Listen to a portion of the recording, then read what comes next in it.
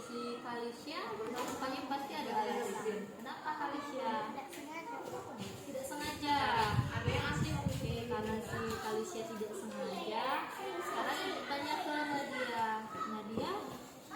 Nadia maunya gimana biar Kalisya bisa memperbaiki kesalahannya? Minta ganti buku. Sekarang dari Kalisya. Bagaimana Kalisya caranya biar Kalisya bisa perbaiki kesalahannya? Beli buku baru untuk Nadia. Ya. Nah, Nadianya di mana? Mau? Nah, karena permasalahannya sudah selesai, berarti Nadia sama Cica tidak boleh berantem lagi ya. Ya, kesepakatan kita di kelas apa? Tidak boleh berantem sesama teman. Oke. Ya, terima kasih. Silakan kembali ke kelas ya.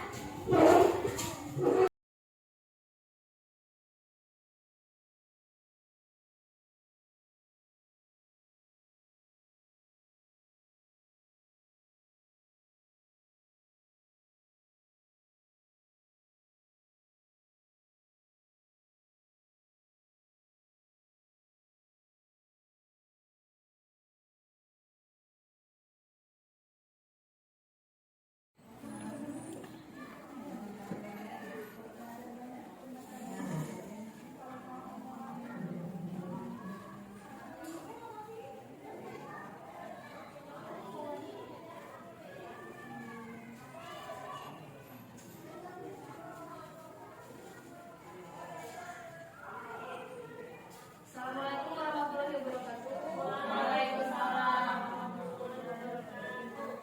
Baiklah, terima kasih untuk ibu yang sudah menyempatkan hadir di ruangan ini. Hari ini saya akan membagikan pengalaman dan juga pemahaman saya terkait dengan penerapan budaya positif di kelas. Hari ini kita mulai pukul 10 sampai dengan selesai. Saya Sarifah Siahaan sebagai calon guru pembela angkatan 10 Kota Palembang.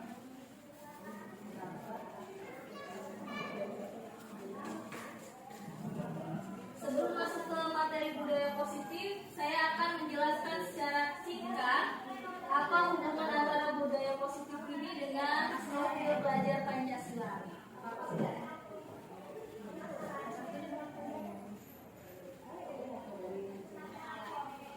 Bapak Ibu tahu siapa itu Bapak Ki Hajar Dewantara? Siapa Wi? Bapak pendidikan. Sekolah lagi. Ya, dari filosofi Bapak Ki Hajar Dewantara ini, seorang guru itu bisa menuntut segala kodrat yang ada pada anak, sehingga anak dapat mencapai titik keselamatan dan kebahagiaan yang setinggi-tingginya, baik sebagai manusia maupun sebagai anggota masyarakat. Jadi menurut Ki Hajar Dewantara ini, setiap anak itu pasti terlahir sudah memiliki bakatnya masing-masing. Jadi bukan sebagai kertas putih, tapi sudah ada coraknya.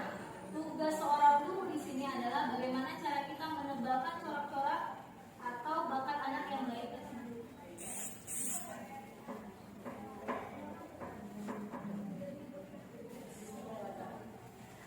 Nah, di modul 1.2 kami sudah mempelajari tentang nilai dan peran guru pemuda. Karena dari pemikiran Kak Hadir tadi, kita seorang guru ini harus mempunyai nilai dan peran agar mampu menuntut tumbuh kembang muridnya dalam pembelajaran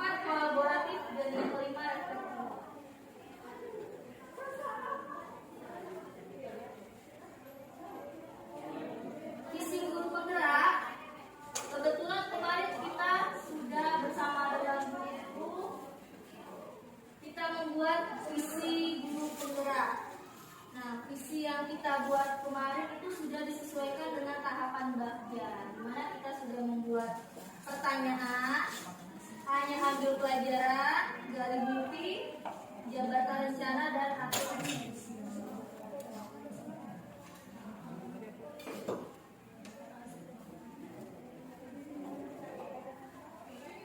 Nah, ini kita masuk ke poin intinya tentang budaya positif.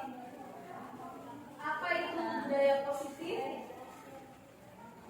Budaya artinya apa yang sudah dilakukan secara terus-menerus hingga menimbulkan kebiasaan itu disebut budaya. Budaya positif manfaatnya ada banyak. Yang pertama, kita bisa membuka rasa nyaman kepada murid saat proses pembelajaran. Kita juga dapat mendorong murid untuk berpikir, bertindak, dan menciptakan proses memerdekakan dirinya.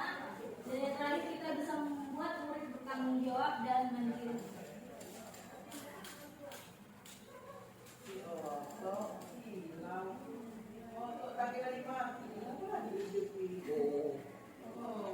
Kelihatan ya? Nah, ini skema atau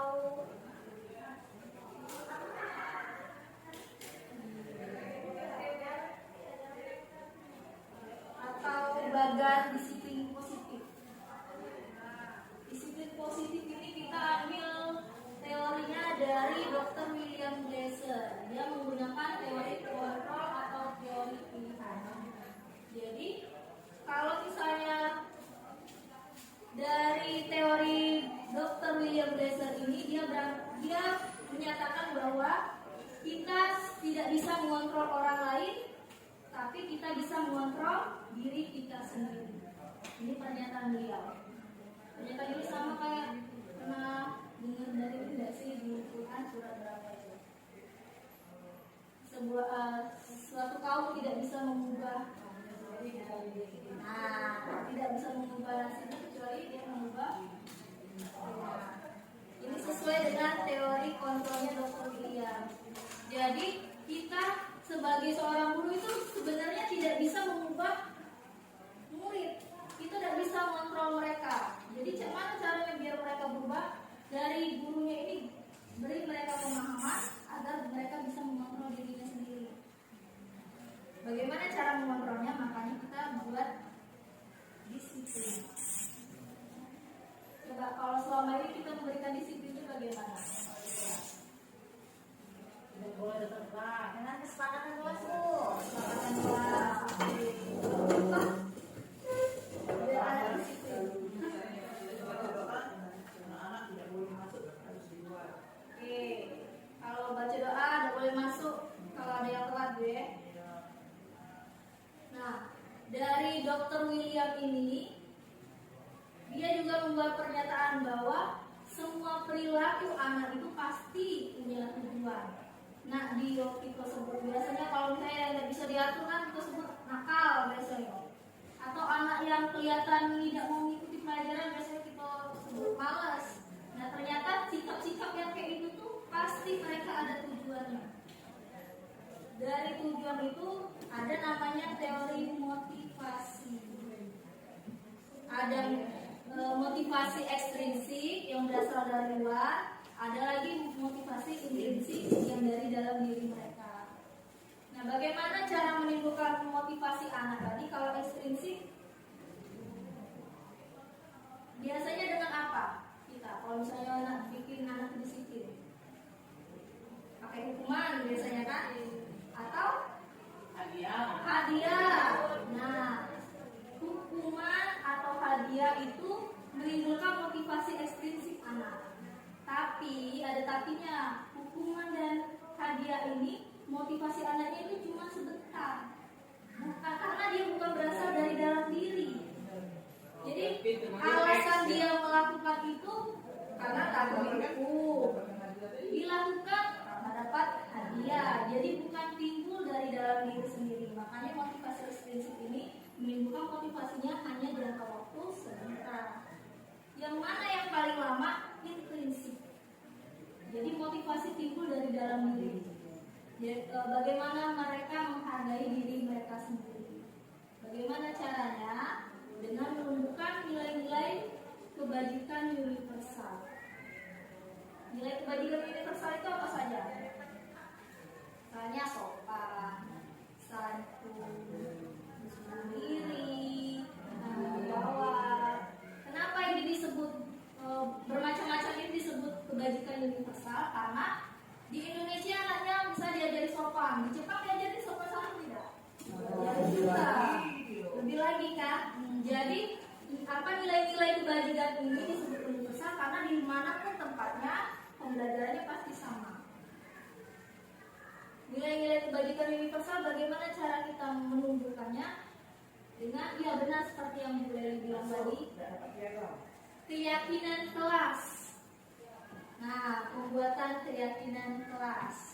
Nanti kita pelajari bagaimana cara membuat keyakinan kelas. Lalu kita juga akan belajar tentang 5 posisi kontrol guru. Kita berefleksi sudah di posisi manakah kita sekarang? Apakah kita sebagai penghukum? Apakah kita sebagai pembuat rasa bersalah? Atau kita sudah masuk ke posisi sebagai teman, sebagai pemantau, atau sebagai manajer? Posisi mana kita? Mana lah kira-kira? Ayo kita lihat ya. Kita lihat sudah di bagian mana kita. Lalu berkaitan dengan pernyataan Dr. William tadi, semua perilaku memiliki tujuan. Semua yang dilakukan anak itu pasti ada tujuannya. Dari mana tujuannya itu? Dia ingin memenuhi 5 kebutuhan dasar manusianya. Jadi menurut teori Dr. William kita ada 5 kebutuhan dasar yang harus dipenuhi. Yang pertama kita bertahan hidup. Yang kedua penguasaan. Yang ketiga kasih sayang dan rasa diterima. Yang keempat kesenangan. Yang kelima kebebasan. Saya kasih contoh sebuah situasi. Misalnya ada anak yang senang mengganggu temannya. Dikit-dikit ngomel, dikit-dikit nendang. Agak misalnya guru tegur, agak diulangi lagi. Nah kita cari tahu dari 5 kebutuhan ini dia nak yang mana sih yang nak dia penuhi. Kita tanya ke muridnya, ngaku ganggu kawannya. Apa senang dia dia. Berarti dia memenuhi kebutuhan dia dalam kesenangan. Misalnya lagi dia ganggu tuh ngapain? Aku udah jago ambai. Berarti dia memenuhi sebagai penguasaan. Nah itu tadi menurut Dr. William ini. Jadi setiap tindakan anak kita itu pasti ada tujuan berdasarkan 5 kebutuhan itu.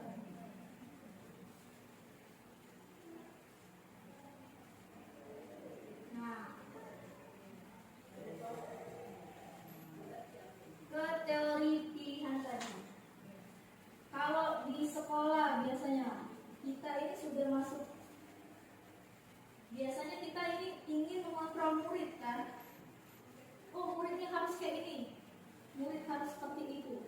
Nah ini tidak sesuai dengan teori kontrolnya Dr. William. Karena menurut Dr. William tadi tidak bisa kita mengubah seseorang kecuali diri sendiri. Jadi ini adalah sebuah ilusi. Yang kedua, kritik membuat orang merasa bersalah. Kritik yang membuat orang merasa bersalah itu dapat menguatkan karakter. Nah ini ternyata salah, di teori kontrol tidak seperti itu. Jadi tidak ada kritik yang membuat orang merasa bersalah itu bisa menguatkan karakternya. Yang ketiga, semua penguatan positif, efektif dan bermanfaat. Nah ternyata pemberian hadiah, dipuji-puji terus, itu tidak efektif dilakukan. Karena itu tadi tidak bisa membuat motivasi jangka panjang di dalam diri anak. Iya, sebentar. Jadi kalau misalnya dia disuruh, ayo nyapu. Jadi nyapu dia itu bukan karena keinginan dia sendiri untuk mencintai kebersihan, tapi karena takut hukum atau ingin diberikan pujian gitu. Terus ilusi bahwa orang dewasa memiliki hak untuk memaksa. Nah ini yang sering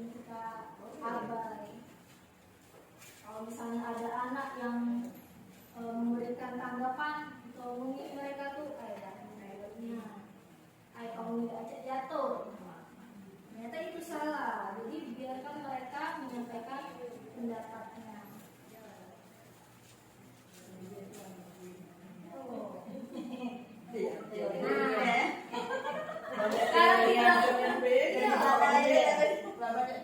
Aslinya kita tuh lah sudah tahu, cuma ternyata lago dari teorinya yang kita lakukan. Nah, kita sudah di posisi mana? Coba mistika. Mistika masih di stimulus respon atau sudah masuk ke teori kontrol?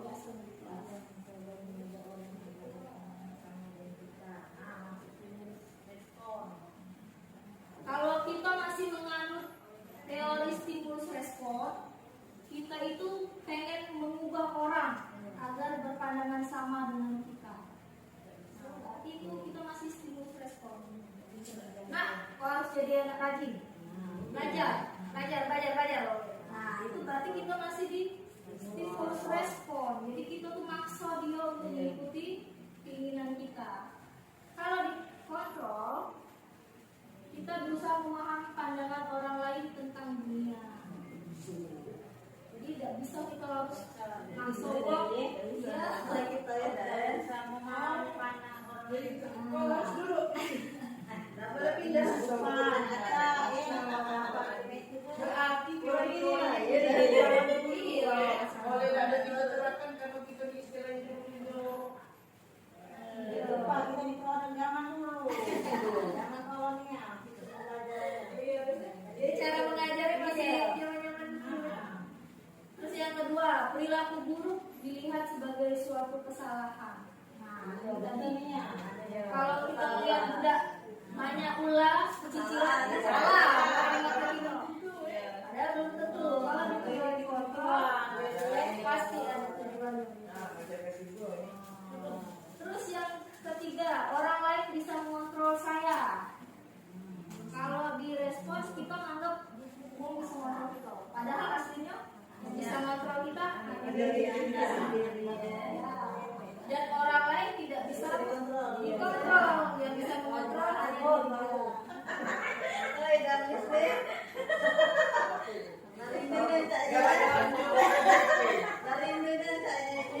Terus yang keempat, pemaksaan ada saat bujukan gagal. Nah, duduk dulu nak.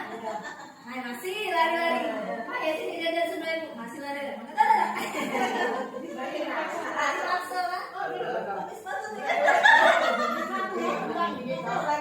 Nah, berarti kalau kita masih itu, kita masih menganut stimulus respon.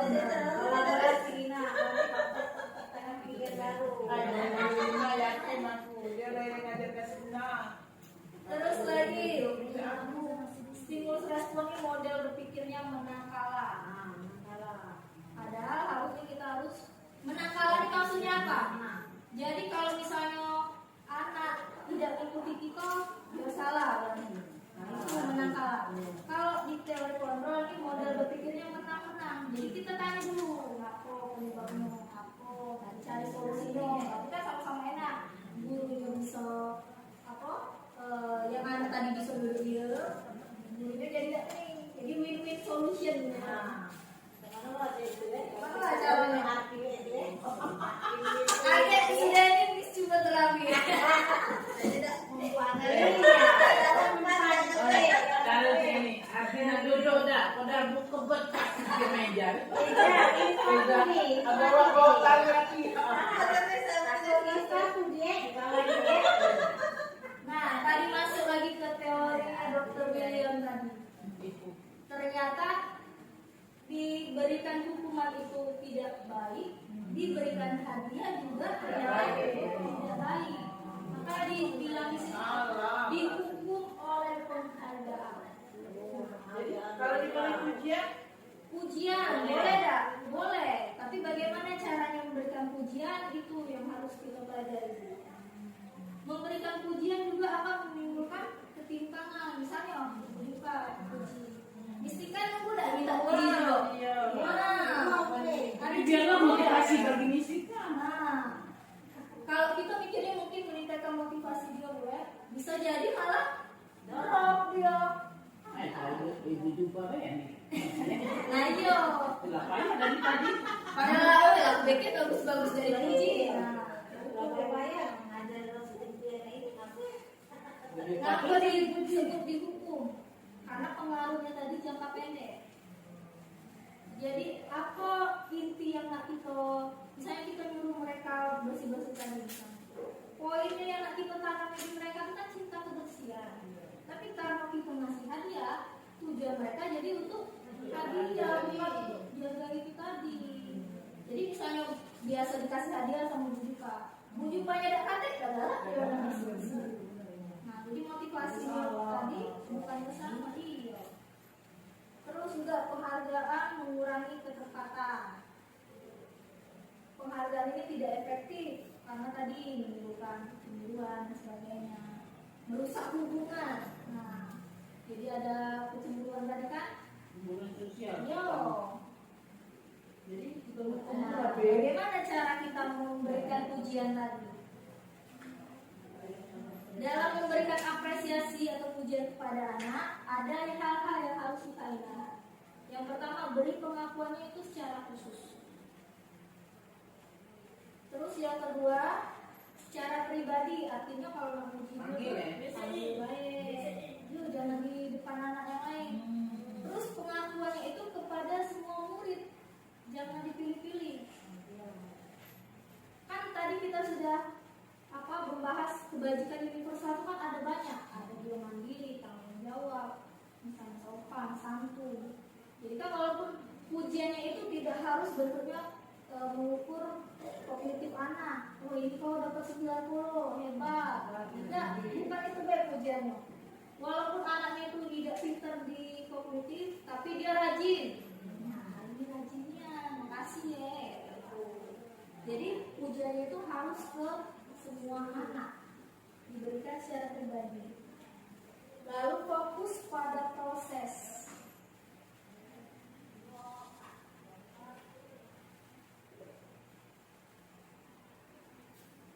Nah, salah satu untuk mengontrol diri anak itu diberikanlah disiplin positif, yaitu untuk menanamkan motivasi agar menjadi orang yang mereka inginkan dan menghargai diri sendiri dengan nilai-nilai yang mereka percaya.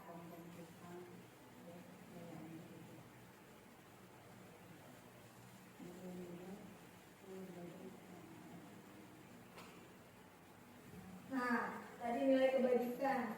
Nilai kebajikan itu sifat positif manusia yang merupakan tujuan mulia yang ingin dicapai setiap individu. Ini contoh-contoh nilai kebajikan. Ada banyak, ada peduli, ada dia terus terang, kebersihan, komitmen, percaya diri, tenggang rasa, gotong royong, rajin dan sebagainya, keberanian dan sebagainya. Nah, pas kita memberikan pujian, fokus kita adalah menyampaikan nilai-nilai kebajikan yang sudah mereka lakukan. Misalnya, anak di rumah misalnya. Anaknya nih tidak biasa-biasanya galak nyuci piring. Ketiga hari itu nyuci piring. Biasanya dipujinya cek manis. jangan dompet, itu rajinnya.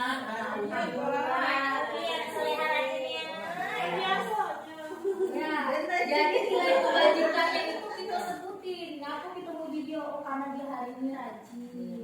Makasih anak sudah mau mencuci piring, anak ini sudah rajin dan sebagainya. Jangan pujinya, anak ganteng ya baik, berarti aku hendak mencuci piring tidak ganteng. Jadi nilai kebajikannya yang disebutkan.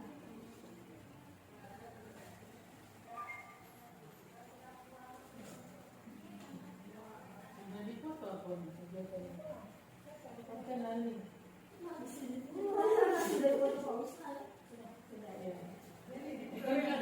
Hotel lagi kan banyak kita suruh membuat. Nah, juga kan. Oh itu bilang. Ya. Memang makanya ini, mau ujian ini, yang kedua. Ini apa? Seperti, ya.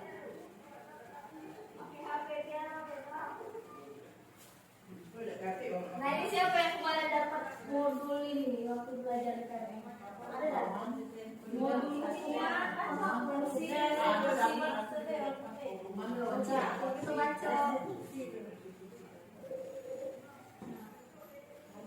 Apa beda hukuman, konsekuensi sama restitusi?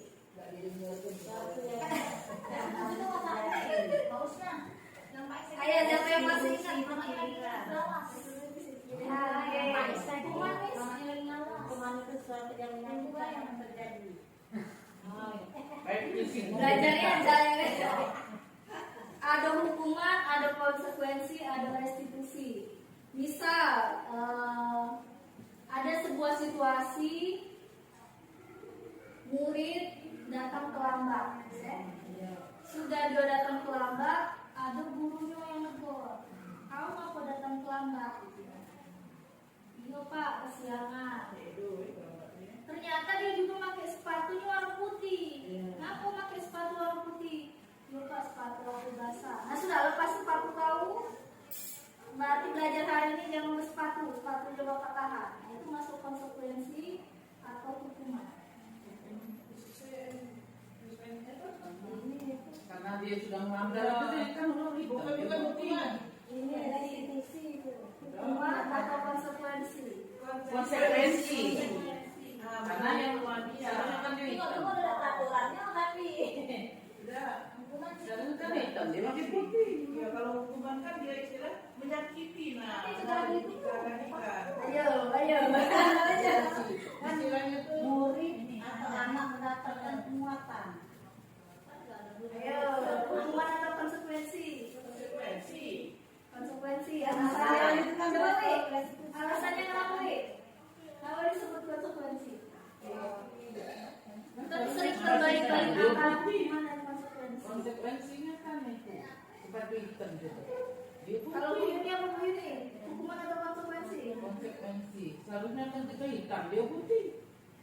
Maksudnya kan ini Kalau menurut aku restitusi ya. Karena dia tuh Ayo. Bingung deh. dengan dia Mistika apa mistika? dengan dia disuruhkan oleh belajar kan lepas sepatu nggak boleh belajar. Nah itu kan menurutkan apa maksudnya itu mendapatkan gantian tadi, nah bisa belajar jadi sepatu itu bisa juga. Iya, diberikan pilihan. Begitu Nggak Pak? tahu ya. Dina, bagaimana Dina? Ayo orang tuh 100% ini belajar ya kami. Berarti tidak dibaca lagi. nggak berhasil kan, Pak? Nggak dibaca dulu. Hukuman dan konsekuensi ini hampir mirip. Jadi hukuman itu sifatnya kita menyakiti anak, baik secara verbal maupun secara fisik. Terus hukuman juga biasanya itu diberikan secara tiba-tiba. Hukuman, kau nih belajar, sana nih bersih ke WC, sana naik ke apa, tegak di tiang bendera. Jadi kalau hukuman itu sifatnya kita mengasihnya tiba-tiba, belum ada kesepakatan dulu sama siswanya. Terus menyakiti, terus apa lagi? Tidak sesuai antara perbuatan sama konsekuensi yang diberikan. Coba ada tidak hukuman antara anak terlambat sama tegak di tiang bendera? Tidak ada koneksinya kan? Tidak ada hubungannya. Yang situasi yang tadi masuk hukuman atau konsekuensi? Masuk ke hukuman. Ada tidak hubungannya antara dia pakai sepatunya beda warna, terus tiba-tiba disuruh buka sepatu? Kan? Hukuman. Kalau dia masuk konsekuensi, dia ada peraturan memang kita harus pakai sepatu warna hitam. Konsekuensinya apa? Kamu balik lagi ke rumah, ambil sepatu warna hitam, baru boleh ke sekolah lagi. Itu baru konsekuensi. Basah bu, banjir. Basah, pinjam sama kawannya yang lain. Nah, jadi kita kasih mereka pilihan-pilihan biar mereka pakai sepatu warna hitam, jangan menjauh. Nah, itu konsekuensi. Jadi harus disesuaikan dengan peraturan yang ada, atau konsekuensi. Misalnya lagi situasinya lagi jam olahraga misalnya.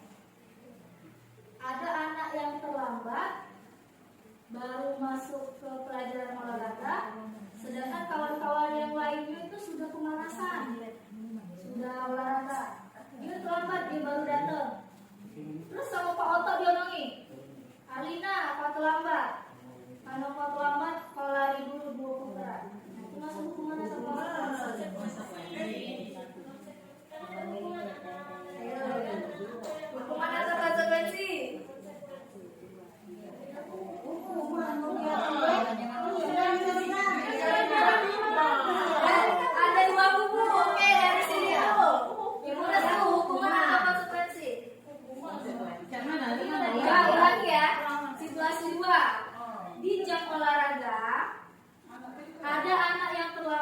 datang mengikuti pelajaran olahraga. Jadi misalnya Arina datang terlambat, Pak Oto ngomong, Arina karena kau terlambat kau lari 2 putaran. Kenapa kau disuruh lari? Karena kawan-kawannya yang lain itu sudah pemanasan, jadi datang terlambat. Nah, itu masuk Secara tiba-tiba kan Hubungan olahraga lari. Terus tuh, itu pemanasan. Alasannya Sama-sama lari. olahraga. Kaitan dengan waktu orang kaitan yang lainnya sudah Pemanasan.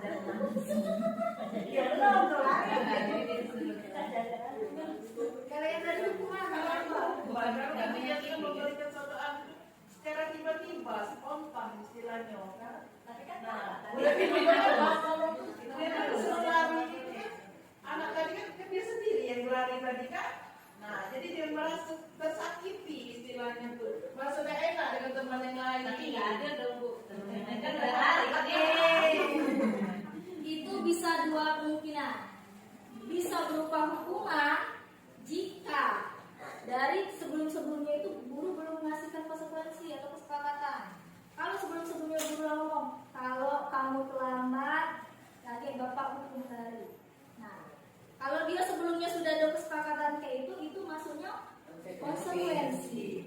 Tapi kalau dia belum ada kesepakatan sebelumnya, itu masuknya ke hukuman. Jadi dia dari situ. Iya. Yang pertama konsekuensi itu harus ada kesepakatan. Ya. Terus yang kedua dia ada hubungan enggak antara kejadian dia sama konsekuensi yang akan dijalankan. Kalau dia berhubungan itu konsekuensi. Hubungan konsekuensi berarti kan Berarti hubungan. Karena itu sesuai. sampai selepas kalau tulisan ini itu Hubungan itu maksud. Nah, kecuali kan dia itu ada kesepakatan sama dia kan. Ya. Nah, besok kita belajar olahraga. Siapa yang terlambat? Nah, lagi biar lebih apa? Pemahamannya biar lebih nyantol. Situasi 3 misalnya ada anak yang datang terlambat. Jadi dia datang tuh jam 8, sedangkan masuk kelas itu jam 7. Dia baru datang jam 8. Gurunya ngomong sama dia, karena kamu terlambat, kamu disuruh nunggu dulu di kelas, pulangnya lebih lama dari kawan-kawan. Jadi tugas kamu silakan kamu catat materi yang sudah ibu kasih ke kawan kamu selama kamu tadi datang telat. Ya kan sejam berarti kan datang telatnya. Kamu catat materinya, nanti kumpul ke ibu. Nah itu masuk hukuman atau konsekuensi? Kenapa konsekuensi?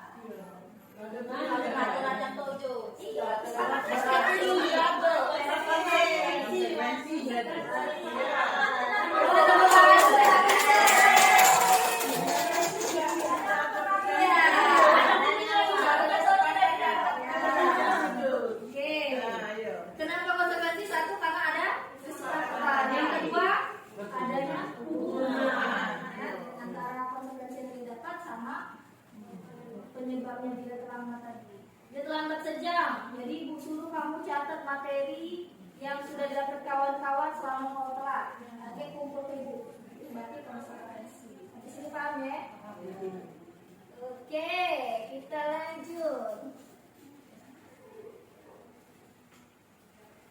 Kalau salah, waktu ngajar nggak hukum-hukum juga. boleh kalau diem Diam. Kalau bisa itu nanti Ini lah ya. kan anak kan Nah, kita tidak perlu ribut. Nah, Begini lah ya. Tidak perlu ribut dulu ini Pak ya. disiplin ya.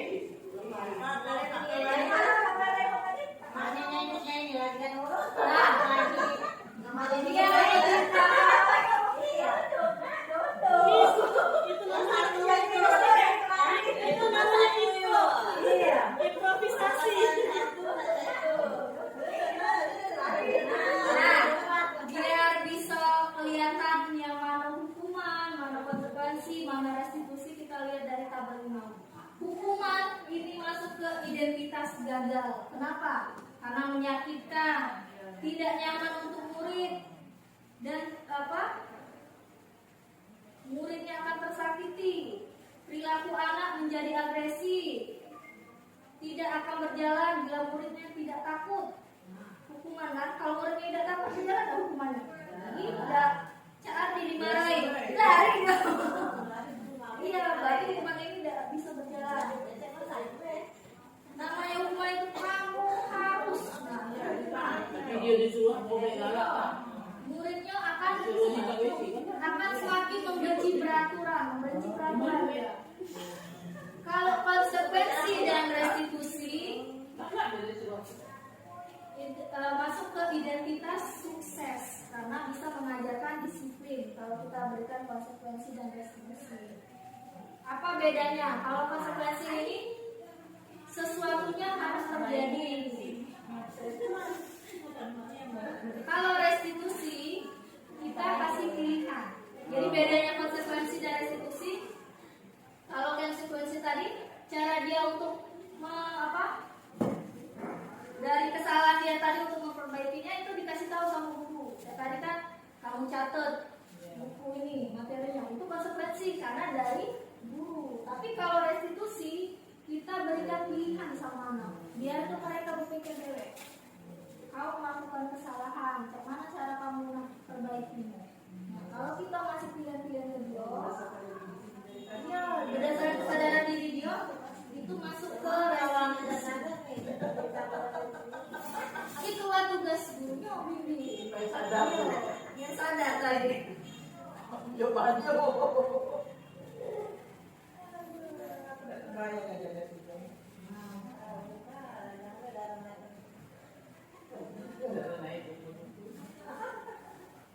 Nah, ini kan hukuman bersifat tidak terencana atau tiba-tiba. Tanpa ada kesepakatan dulu dari muridnya.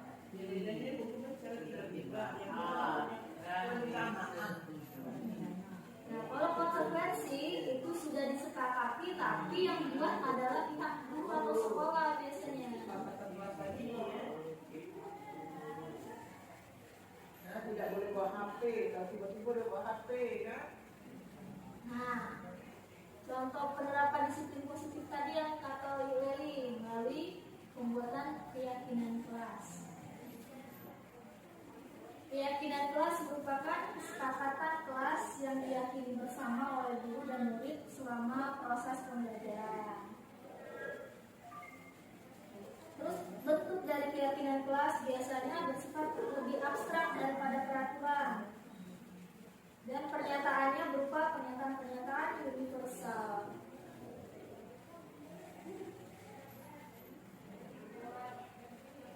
Nah, bagaimana cara kita membuat keyakinan di kelas?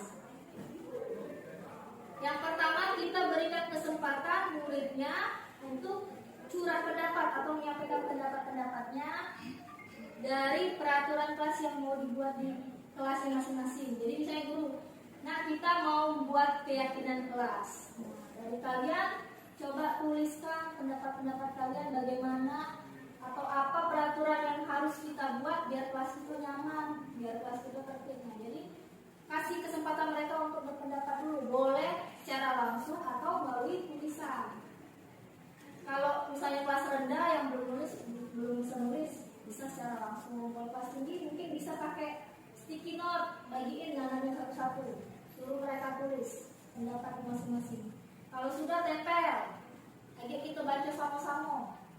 Nah, dikumpulkan, disimpulkan, yang mana yang terpilih, dikasih penguatan lagi kesesuaian. Nah, ini pendapat dari kalian. Sudah kita buat sama-sama, berarti harus kita sepakati dan jalani bersama. Itu keyakinan kelas. Nah, menurut Bapak Ibu, yang mana yang merupakan keyakinan kelas?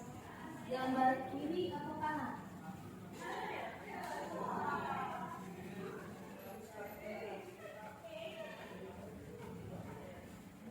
Yang mana yang masuk keyakinan kelas?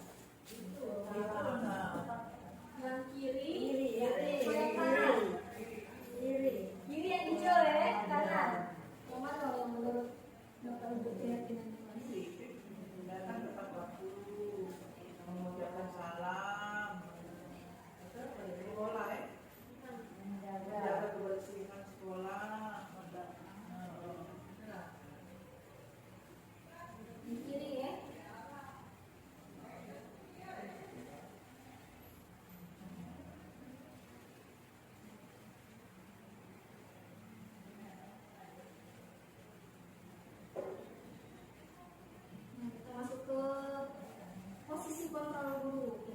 bapak ibu ada di posisi mana. Itu membuat rasa bersalah, teman pemantau atau manajer, pemantau, manajer. Nah, kalau bapak ibu posisinya ada di hukum, bisa biasanya menggunakan hukuman fisik maupun verbal. Awas ya. Biasanya kalau lonjok-lonjok itu berarti dia nangis. Sepatu ya. Sama arti itu lagi saya kayak gitu. Aku masuk. Jadi ya. Nah, itu. Kalau dia membuat rasa bersalah, biasanya dia ngomongnya tidak ngegas, tapi dia secara halus. Ibu kecewanya sama kamu. Apalah kalau cak ini. Cak marolah kalau misalnya orang tua kamu tahu. Itu jadinya timbul rasa bersalah dari mulutnya. Berarti posisi kita itu gurunya sebagai pembuat rasa bersalah. Tolong mana? Kalau tidak, berarti sebagai penghukum. Berarti kita menghukum lagi. Enggak kayak gue masuk itu. Jadi tergantung mood gue. Lagi dalam penghukum. Dua-duanya masuk Kalau jalan. lagi buntut masuk hukum. Kalau murid ya. Hubungannya begitu. Kalau rasa bersalah itu itu. Membawa PBB dari kemana lagi? Aku baru mau aja. Biar kami berubah. Masuk. Rasa bersalah. Kalau mana kamu cek terus kayak gitu nomor apa sekolah. Berarti kita sebagai pembuat rasa bersalah. Udah nunjuk-nunjuk tuh sering juga. Jangan kayak ini ya. Nah, bisa jadi juga sebagai teman. Ya, enggak. Ya, biasa juga sama sebagai teman ya. Jadinya akrab sama murid. Tolong ya, tolong ibu ya. Gitu. Sebagai pemantau, itu kita sering ingatin anaknya tentang peraturan. Ayo, apa peraturan sekolah kita? Apa kesepakatan kelasnya? Nah, itu sebagai pemantau. Yang terakhir itu posisi yang paling bagus sebagai manajer. Jadi kita mempersilakan muridnya untuk mempertanggungjawabkan perilakunya. Yang kayak tadi misalnya dia ada berbuat kesalahan, kita sebagai manajer bimbing dia untuk menemukan cara mereka untuk memperbaiki kesalahannya. Nah, ini bukan dari kita, dari dia. Itu kalau kita sebagai manajer.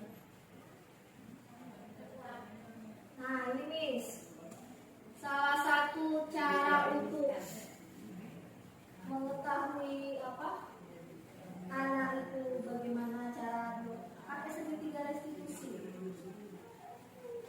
Nah, kalau misalnya ada anak-anak yang bersalah, tadi kan kita belajar setiap anak tuh yang tindak tanduk anak tuh pasti dipengaruhi oleh 5 kebutuhan dasar tadi kan. Caranya kayak mana? Misalnya kita ada anak yang berantem, ada anak yang jangan langsung disalahin. Kita pakai segitiga restitusi. Segitiga restitusi ini tahapan yang memudahkan peran guru dan orang tua dalam melakukan proses menyiapkan anaknya untuk melakukan restitusi. Ini bisa untuk anak kita, bisa untuk siswa ya. Tahapannya ada 3. Yang pertama kita menstabilkan identitasnya. Bagaimana caranya? Kasih kata-kata misalnya, tidak apa-apa nak, berbuat salah itu tidak apa-apa. Ibu juga pasti sering buat salah. Sekali lagi, tidak ada manusia yang sempurna. Jangan takut. Nah, itu kita menstabilkan identitasnya. Jadi anak tuh walaupun dia berbuat salah, dia tidak kecil hati. Kita kasih dulu stabilkan identitasnya dulu, baru masuk ke tahap yang kedua, validasi tindakan yang salah. Validasi tindakan yang salah itu bisa kayak ini. Ibu tahu, pasti kamu tuh punya alasan kamu ngelakuin. Nah, jadi kita validasi dulu tindakannya. Ibu tahu, pasti kamu tuh sebenarnya bisa melakukan yang lebih buruk, tapi tidak kamu lakukan kan? Nah, kita validasi tindakan yang salah. Kita kasih tahu mereka kalau perbuatan dia itu memang salah. Nah, Yang ketiga, kalau sudah kita kasih validasi, kita menanyakan keyakinannya. Nah, apa yang kita sudah buat di kelas ini? Keyakinan kelas kita kemana? Apa nilai-nilai yang sudah kita sepakati? Atau bagaimana cara kamu untuk memperbaiki kesalahan ini? Kita tanya mereka, jadi biar mereka yang menemukan jawaban dewe.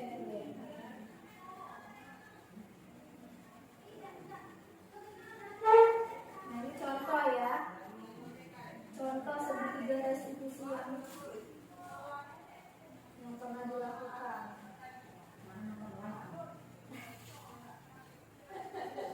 Kemarin live ya? Mahal gitu.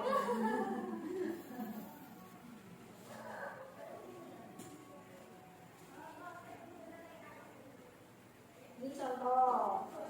Contoh aja bisa kasih ke Adi.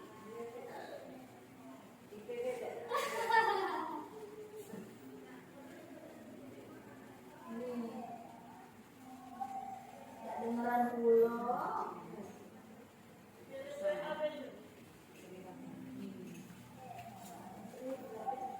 Jadi kayak ini, kalau misalnya ada anak yang melakukan kesalahan, saat kita mau melakukan segitiga restitusi, kalau bisa jangan di depan murid yang lain.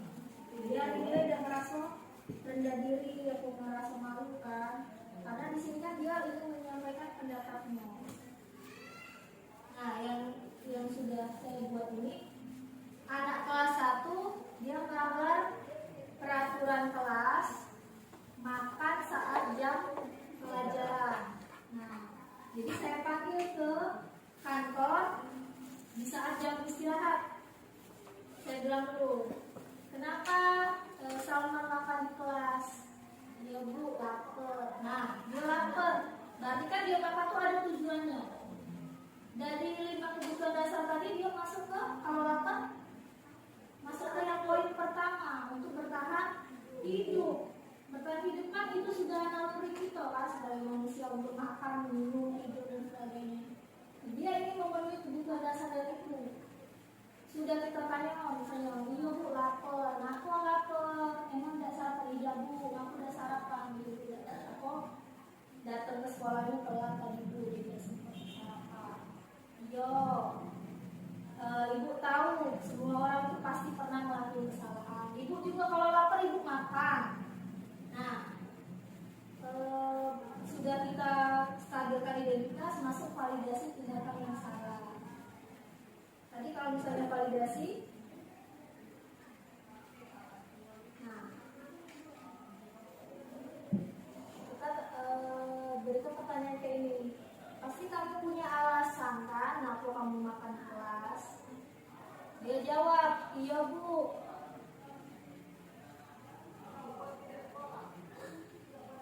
Ya Bu lapar tadi tuh Bu, udah sarapan.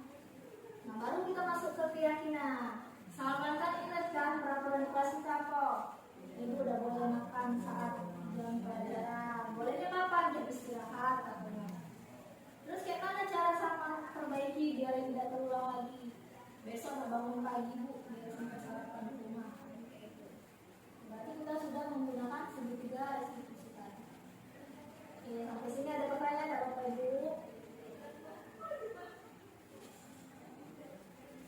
Ada tanya nggak? Miss.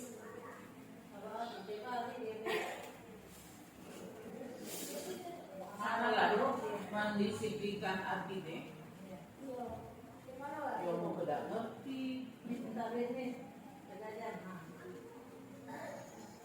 Ini diberi hukuman dia malah minta. Ya Bu, lagi kasih duit be. Tapi motivasinya belum muncul ya dari Iya. yang gitu. Ya Bu, jadi Bu, nih, kasih duit be. Begitu hukum. Tidak manggil tante. Tante. Kuat dia manggil. Waktu kelas 1 bawa tadi jadi buat.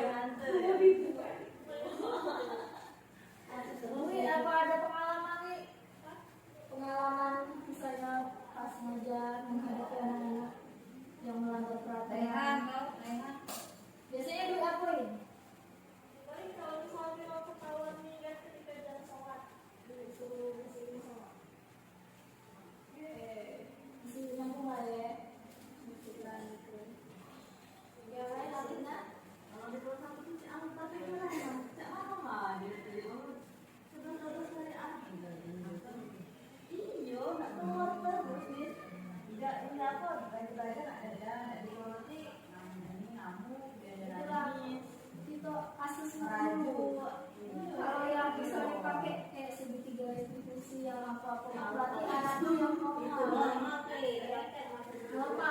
bisa berpikir Iya. ke depan kayak mana, terus apa dia mikir kalau ini memang salah. Nah, tapi kalau misalnya namanya wanita, Iya. berarti pendekatannya beda. Jadi suruh sendiri alasan tuh. Baik terima Pendekatannya lain lagi. ada main di perwakilan maju mantap ini dia ngomong mantap ini ya Ya, tadi ya. iya mas sampai mamanya dia masih ada galak Nulis tidak iya ngomong siapa tidak. tapi teman kenapa ada galak lagi kalau dia bawa mainan sudah simpen ya baru dia karena tuh masih dimanja sudah punya bahaya daripada melaju kalau balik kita balik dia mamanya lah datang masih mantap galak ngomong Tidak nangis ya?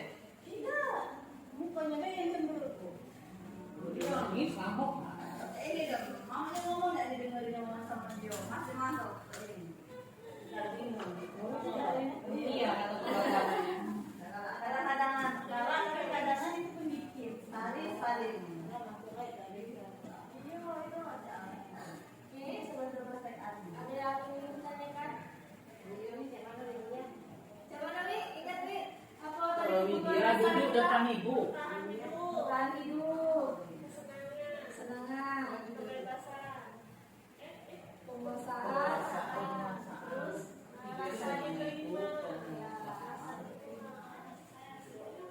Kasih sayang. Jadi ada 5 pasti. Kebutuhan tadi, penguasaan tadi, ya. Penguasaan. Kemudian kasih sayang, ya. Dapat dia nih. Rasa diterima. Kemudian apa lagi? Penguasaan. Sudah penguasaan, kasih Bertahan sayang, hidup. bertahan hidup. Apa lagi tadi ya? Tadi Rasa diterima. bertahan hidup. Rasa diterima, tiga ya? Kebebasan. Oh, bebas. Kebebasan ini. Kencing terus. Kebebasan ini. Udah lagi kita ngomongin. Yang kencing terus. Iya, Kencingnya kan beda.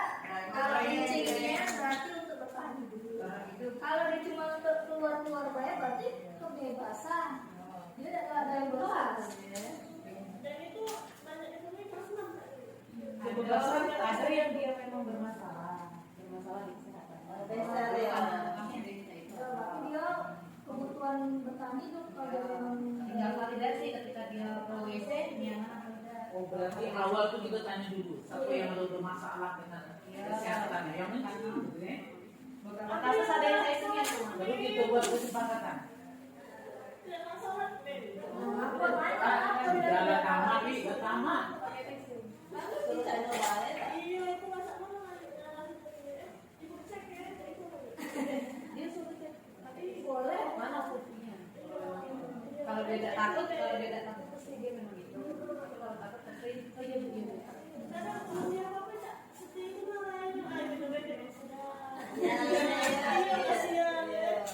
Oke. Rupanya udah baca semua lah. Nah ini harus dicari tahu nih kenapa dia Pas ujian baru ketahuan. Yang main tiap minggu udah baca sekolah. Nah, berarti dia di situ.